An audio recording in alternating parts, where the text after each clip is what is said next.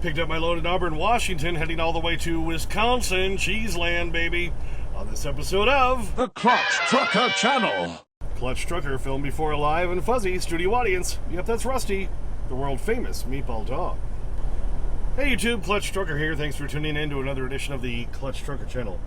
Alright, here I am parked at the Deer Lodge Travel Plaza, whatever it is, a little gas and sip thing with a nice big dirt and gravel lot for truck parking. So I got here about 10 o'clock Central tonight. So I ran out my 14, baby, ran the whole thing out.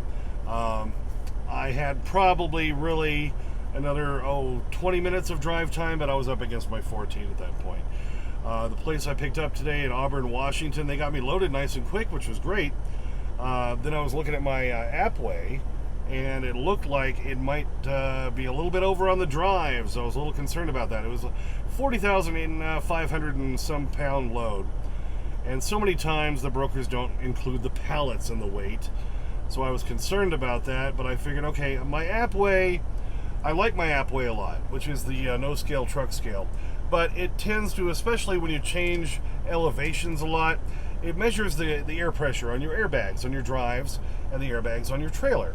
So it's not always exactly accurate. It's usually within 500 to 1,000 pounds. So if I'm real close on the appWeigh, then I definitely go get a CAT scale where I can verify for sure. So I thought, okay, maybe it's close enough. I realized my tandems on my trailer were back about 3 pins. So I decided, okay, I can at least move it up a little bit forward, because it was showing me I was around 35,000 pounds on my drives. Well, 3 pins on the trailer should have then put that back down to around 34,000 pounds. Problem is, I'm damn near empty on my fuel.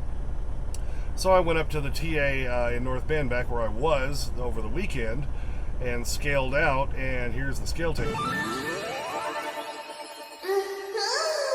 So luckily found out, yeah, I was under on the drives by 500 pounds, which meant I could put on roughly a gallon of diesel weighs about close to 7 pounds a gallon. But exactly, it's like 6.86. I figured it out. Believe me, I've done the math on this. So I figured I could put on at least 70 gallons and still be legal. And I knew I wasn't going to be hitting a weigh station for a little while in Idaho. So I actually put on a little bit more. I put on 90 gallons. And I knew I'd be okay there. Then when I knew I dropped off about 20 gallons or so, then I reset my timer, or my odometer timer on my GPS. So I knew then from that point I'm definitely legal and how much I can add on in the future. So unfortunately it took forever to get fueled. They had like 3 of the pumps down at that TA, blah, blah, blah, blah, blah. So that ate up a lot of my time. And because they got me loaded fairly quickly, but it didn't take at least 2 hours, I couldn't show the split sleeper berth at the shipper. And I didn't waste enough time there at the TA also. I did a half-hour break, but I had only driven back from Auburn, Washington. So it was like an hour too early for a half-hour break. So I knew I had to do another half-hour break. Found a Love's, I think we were around in Moses Lake or something. They had Taco John's. I'm from Cheyenne, Wyoming, the home of Taco John's. That's where it's founded. I love Taco John's, so I'm like, I got to get some Taco John's.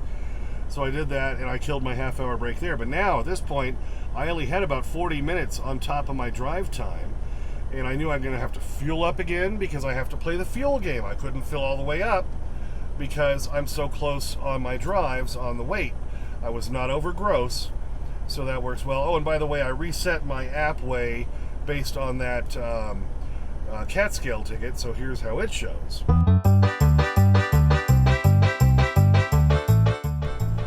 Like I say, the appWeigh no scale truck scale, it's a great tool, but you cannot rely solely on it.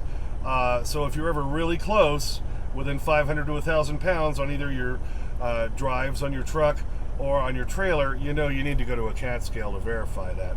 The good thing is, if I get a load and they told me, the broker said it was 40,000 pounds, and it turns out to only be like 35, and I can look at my appWeigh and I see I'm well under on the drives and trailer, I know I don't have to worry about scaling and pay the CAT scale the damn $13 they require for our scale. And of course, if you have to rescale, another $3. So just like everything over the years, that has just shot up in price. So the appWeigh does save me money, baby. Oh, and those of you curious, appWeigh, appWeigh. Just go to appweigh.com or do a Google search for it. $50 for each sensor. It's a little wireless Bluetooth sensor. You put one on your airline to your airbag on your tractor, and one on your trailer. If you are a company driver, or even an owner-operator who hauls other trailers, you can still at least put it on your airline to the airbag on your tractor. If you don't have a suspension gauge in your truck, which I do have, but this is just kind of another way to check it out.